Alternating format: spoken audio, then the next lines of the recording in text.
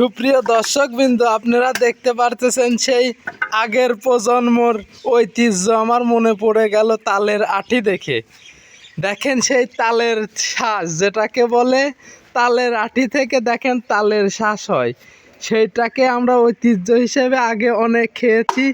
আমার এই তাল শ্বাস দেখে মনে পড়ে গেল সেই ছোটোবেলার কথা। আপনারা কে কে এই ছোটোবেলার কথা মনে আছে? দর্শকবৃন্দু দেখতে পারতেছেন আমি এই দেখেন তালশাঁস, আমার আম্মা তালশাঁস কাটে দিচ্ছে এবং আমার বাড়িয়ালি দেখেন উঠাচ্ছে।